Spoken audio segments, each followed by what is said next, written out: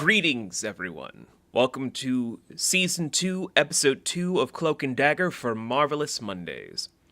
Is this going to be a weekly thing? But the way I gotta edit things for Season 2, no, probably not. But that also means that I have to probably, starting from Episode 3 onward, record the episodes from Disney Plus to then put in the background for everything so that we have footage to show you guys from time to time, edited of course again because copyright, and then just do it where we show you guys clips of what we mean for what is gonna happen. So enjoy these first 3 episodes on a weekly basis before I either commit to what I'm doing or change my mind and just wait till the series finale that wasn't supposed to happen but got canceled because fucking...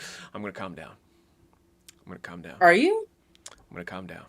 Anywho, Episode 2, known as White Lines. This is a cloak-heavy episode, so the cloak perspective is what we're gonna have as a majority. Why? Because now we're getting into something I talked about in Season 1. Cloak and Dagger are highly tied to the Voodoo religion. Something I have a huge history for because of various reasons I will never say on the internet. So, obviously, we're jumping back into how the episode starts off when one of the people that died at the end of episode 1 was writing out one of the sigils of the Vevey for Maman Brigitte because they want vengeance and or guidance into the next life. But me and Shannon are watching as this man is dying. He's taking cocaine powder to create a sigil of the Vevey for Maman Brigitte in order to get vengeance on who did this to him. The most metal way to start an episode, by the way. I have not seen anything from Disney Plus start off this metal, because that's actually kind of sick. I'm not gonna lie. Mm-hmm. But the way this episode is fractured really is telling, because for Tyrone's whole thing, he recognized the symbol for the Vevey in Voodoo to go towards our favorite alcoholic, gibberish spewing, unhelpful as hell side character of Auntie. Off with your head. And she gives a voodoo lesson for everybody at home about how all of the Loa have their own sigils for Veveys, whether it's to actually bring someone into their lives to do stuff, or potentially do other things like actually take justice in their own hands. When you practice voodoo, it's sometimes 6 in one hand, 4 in the other, and you'll never know which is which because they're assholes most of the time. So, Tyrone is trying to get all these lessons because he wants some answers onto who is the Vevey in question. Also at the same time, Auntie's praying to Papa Legbud to give some protection to Tyrone because Tyrone's gonna need it. He's at a crossroads and he's traveling a long road to potentially becoming one of the best street-level heroes that we will never see in the MCU because Kevin's a bitch. I'm gonna calm down. Are you? No. So, he runs into Evita, who? Yes. She's mad that Tyrone didn't try to contact her, where we find out officially, if we weren't paying attention to the credits on screen, that it's been 8 months since all of Roxxon got caught with their hand in the cookie jar, unleashed terrorists into the city, probably demolished the population a great deal, if we're being honest, because a lot of people were turned, like several hundred, if not a few million, died, turning into terrors.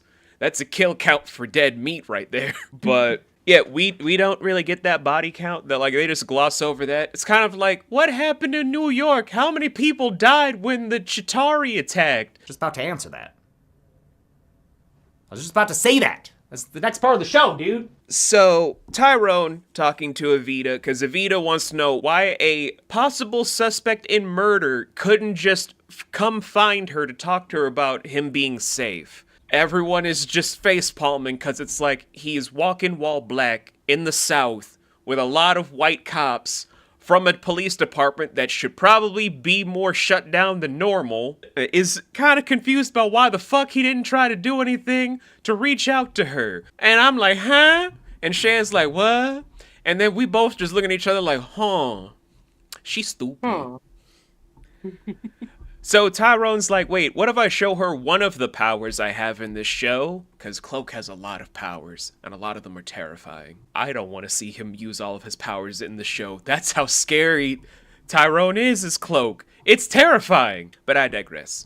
Evita sees what his powers are, gets mad that he's unable to just teleport to see her as if it's super fucking easy to not be caught in broad fucking daylight. And Tyrone goes back to the church where, fun fact for everybody at home, the song used during this special segment was created and released by the actor that plays Cloak, which I will be playing right here. Now I'm in the brain camp for the pain. Now we falling off when they say your name. I freeze up, ease up. Pray to God he live in vain. Now we sitting in. You can actually get that on iTunes. It's actually been in my rotation and in several of my playlists for various different things. Much like how I was listening to the song while trying to help Shan make her own TV show. Is she ever going to finish it? Yes. Am I going to say when it's going to be released? No. So, Ty is using Voodoo to try and figure out if he can do some sort of specialties, because Auntie was saying that prayers give clarity.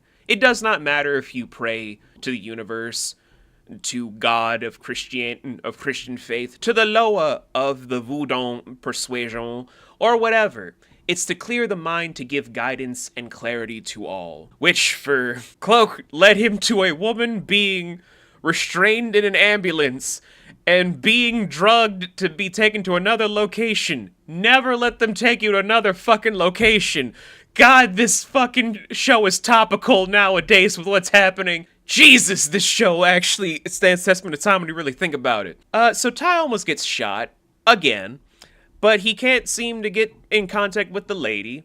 So Evita ends up tracking him down when he's trying to recreate the overall ceremony.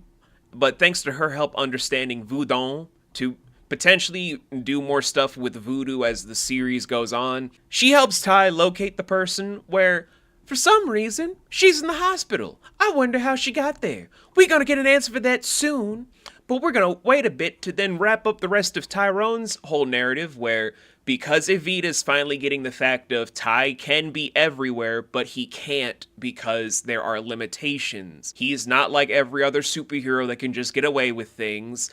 Hi, John, and just do whatever, fuck the consequences. Hi, Elena, and just get away with casual murder. Hi, Bucky, because he's a minority in the South.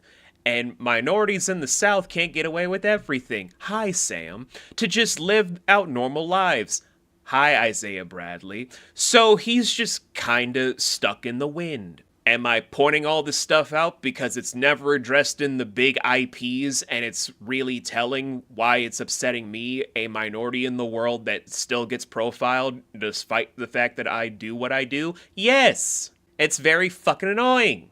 So, Tyrone is then just trying to talk to Mary, aka Mary O'Reilly, about certain stuff because he still feels bad about a attack in said club that has nothing to do with him because he didn't kill anybody and he was just there trying to fix a mistake that had nothing to do with him. Literally, he has nothing to feel bad about.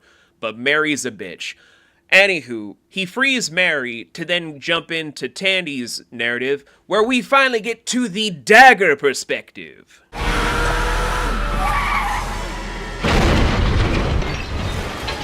Okay, so kind of going back, because this episode was kind of all over the place.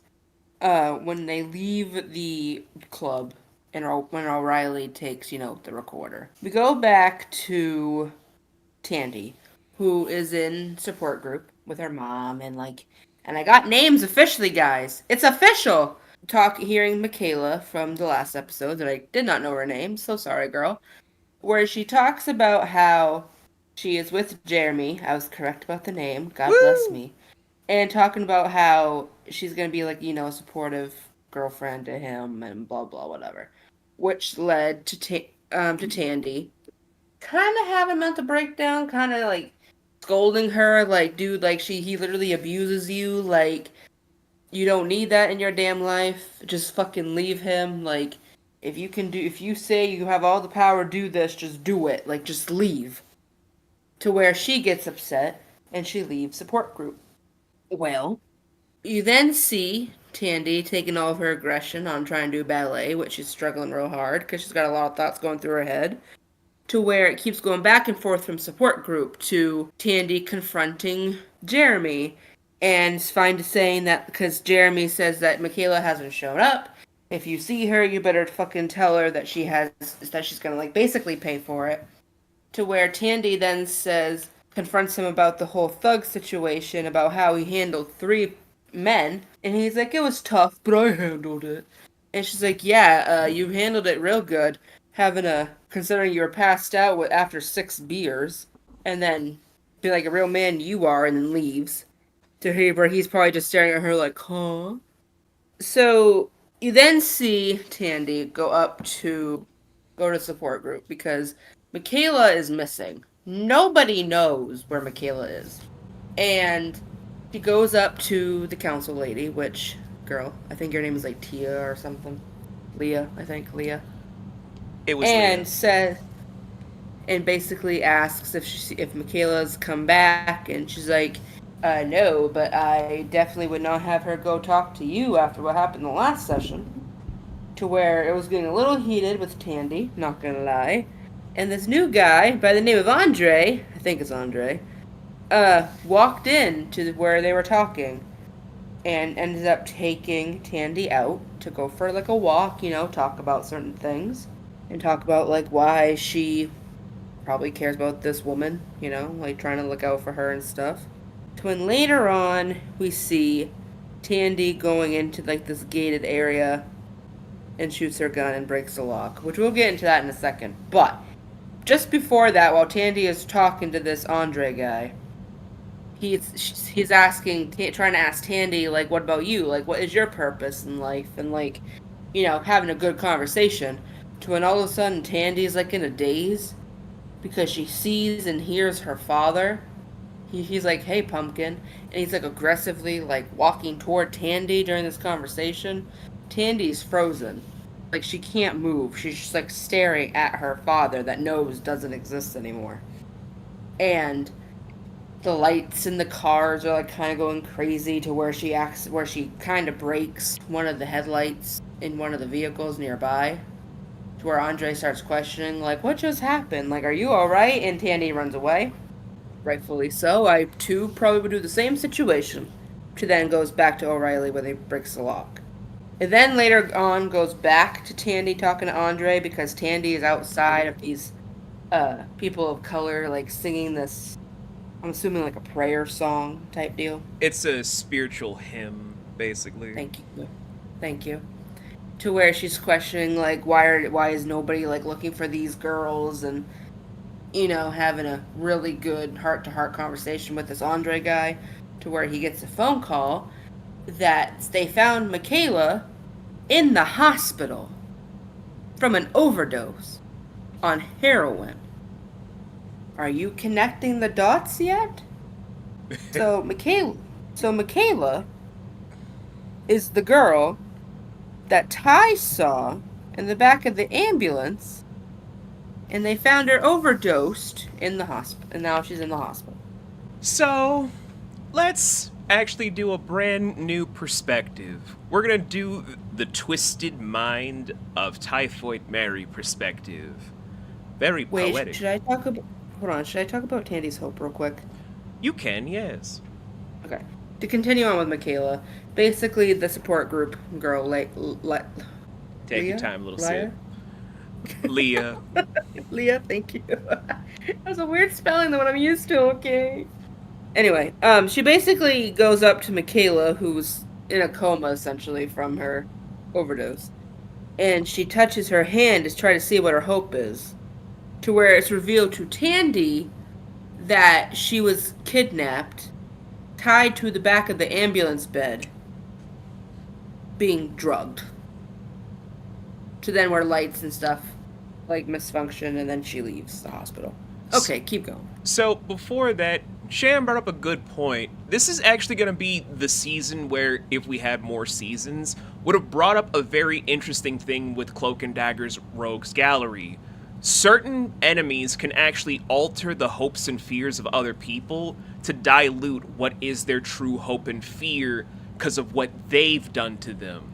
So their hope and their fear could just be their final memory, and that's all that's locked in their head. It's a misdirection that actually would have been very interesting to explore, but we're not getting that. I'm fine. I promise, I'm not. Are you? No. So, for the Typhoid Mary perspective, this will be a shared narrative because there's a lot to talk about with Typhoid Mary that only needs like 2 to 3 people to talk about. But since it's just 2 of us right now, let's get into it.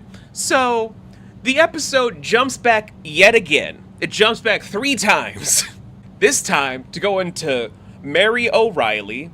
They also say her name is Bridget throughout the episode. I don't care. So, Mary is just kind of drinking her life away because she's kind of blaming a lot of problems on Tyrone wanting to help her with the NOLA PD, as if they were fucking doing their job in the first place. Yeah, no kidding. Like, what the hell?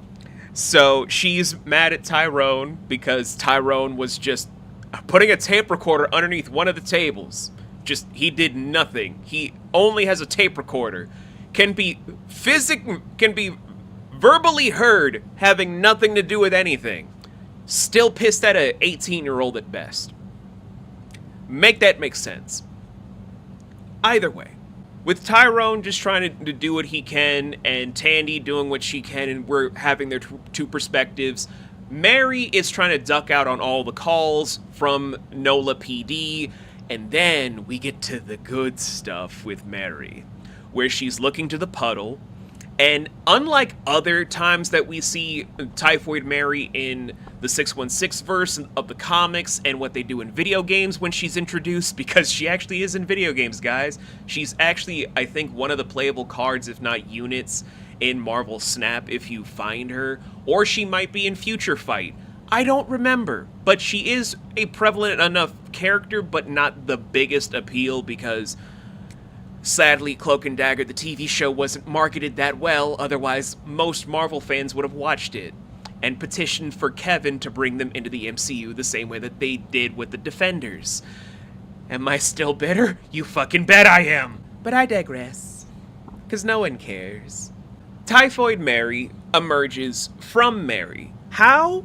That's actually an interesting point, because in the comics, they're the same person. It's just a duality perspective of their brain that happened due to other events I would get into, but we're not here to dissect the comic book lore of people. That's if we were to do a series wrap-up, and I don't fucking feel like doing that until we do all the lines of stuff to do dedicated episodes of breakdowns of each series. Either way, with Typhoid Mary now being here, and we're gonna say Bridget Mary is kind of in a stupor. We then cut from her being present to Typhoid Mary, after tying up Bridget Mary, is now on the crime scene. Shan, do you have any notes involving Typhoid Mary, or should I keep continuing? Because this is a lot. Continue.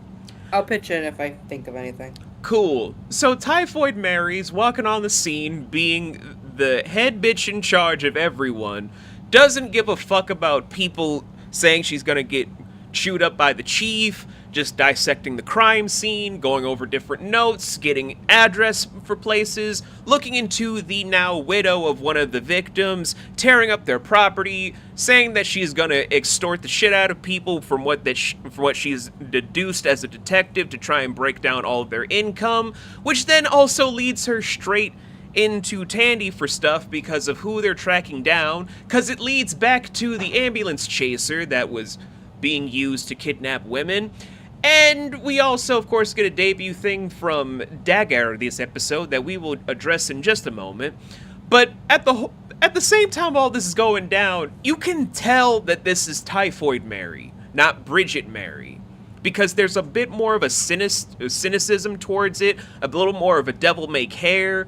Doesn't really give off the air of someone that wants to do good for someone, almost like it's the dark force imbuing Typhoid Mary and the light force is just barely keeping Bridget and Mary together. The duality process is there as a big homage for things involving Cloak and Dagger that really showcases what is beautiful about this show. I'm good, I'm calm, I'm keeping it together. So, we finally, before getting to the final bits, we finally get something that has been hinted at throughout the entire episode, which is Dagger can feed off of light and light sources to develop new attacks and new techniques. I will let Shan go into detail for this one. So, remember y'all when I said in the beginning, the whole, you see Tandy when O'Reilly, like, runs up to her? Yeah, we're back to that point. So, they basically go into this area, which when she was trying to view Michaela's hopes, she sees this particular sign, a liquor sign. So she locates where that sign is to figure out where and why Michaela was there, whatever, when O'Reilly shows up. Well, while being in there, they spy someone, the person that was in the Hopes, drugging her in the back of the ambulance car, near the ambulances, to where fake O'Reilly yells, "Police!" Then he knows the high chase, so Tandy starts running after her with her little daggers in hand, trying to catch up. To where he ends up, because he can't escape because O'Reilly's car is in the way, to where she uses what Vince has told me is light spears, which honestly, I like my term of light orbs instead, but I digress. Sphere, orb, it's all the same circle, it's just however you want to talk about it. Sorry, anyway. But yeah, so I like my term better. Okay. Oh, that's literally the last part of my notes. But anyway, so she does that to where I think at that point it literally switches right back to Tyrone. Actually, That kind of it's still tied back to Typhoid Mary and Bridget Mary. Because after Tandy's just like, okay, we caught the bad guy, we can do more justice, Typhoid Mary, after hearing the testimony about how there's a bigger player that's doing things, kidnapping women, she drills her own thumb through the eyeball to kill the person. She a full-blown Joe Miller in season 1 of Don't Worry, I believed him, and then kills his ass. Just, wow. We are not playing in season 2, and Tyrone and Tandy don't even realize it until Tyrone appears with Bridget Mary to see that they're two separate entities outside of a singular body. This is interesting on a lot of different wavelengths, because with Tyrone and Tandy understanding their own dualities and how they work better as a team, this is showing in the season thus far, there will be more references towards what would happen if they didn't have a better understanding, if their powers went into different directions, and how the light and dark force really do have a cause and effect towards a person's body. With Bridget Mary being a reflection about if Tandy never got a hold of herself to still live in fear, and if Tyrone let the anger feed in him to be Typhoid Mary. Even the villain ends up having something that really is telling for the Rogues Gallery about how it's a poetic back and forth between these two that really could be explored better for any villain that they come across. I'm okay. I'm keeping it together. Are you? Barely. So, let's, talk about how you felt about Season 2's second episode there, Shan, since this was your first time. I felt like the episode in the beginning confused me because where it was kind of going all over the place. I was like, where is this supposed to end? Because clearly it's supposed to lead off to, the same point. And it did. Overall, once I kind of put the pieces, together, I enjoyed it. I thought it was a good, aspect to the show, I guess. And I'm just interested to know what's going to happen from there. Because clearly, the bad version of O'Reilly, Mary, whatever the fuck her name is, not Bridget, the other one. Clearly she's not going to be a very good person. So, I'm intrigued just to learn more about her. Yeah, this is definitely a season that showcased we have some very interesting heroes. I wonder what would happen if they got a third season. He's not okay. No, I'm not okay. I'm not okay. I'm just now hearing people talk about how cool Cloak and Dagger are, and I've even heard people from the Marvel Rivals community wondering, are we gonna get Cloak and Dagger in the MCU? I want to choke so many people so bad when they ask that. I want to choke them out so bad. Because they're right there, Kevin. You can just hire them. Olivia Holt is still around, and you can still get Tyrone's actor that I'm showing on screen to come back to be Tyrone. They have the chemistry. You could have them for the Young Avengers movie. Kevin! Are you okay? No. No, like, Shan, you don't have to feel this way. You're just watching this. I feel this way because I love these characters. And we ain't ever getting a season 3. Aubrey Joseph and Olivia Holt did not fight to keep their contract for this. Very rude. Anyway, we're gonna come back for you guys with episode 3, season 2, titled Shadow Selves. Actually, it's episode 3, but I understand what you mean. Yeah, I'm still just interlocked. Like, I'm about to choke somebody if I hear another person from the Marvel Rivals team be like, so, when are we gonna get a Cloak and Dagger show for the MCU? I swear to God. I'm gonna hurt somebody. I'm gonna hurt somebody. They're right there. Shan, you can see them. They're right there. I see everything. They are right fucking there. It'd be so easy to bring them back in the Young Avengers to be like the mentor people for Wicked and Speed, as well as Hulkling. And I'm gonna calm down. It's not worth it. It's not worth it. It's not worth it. It's totally fucking worth it, but it's not worth it. Not worth it, damn it. We'll see you guys for the next episode for Shadow Selves, where I might calm down then. I might not. I don't know. He probably won't. Probably not.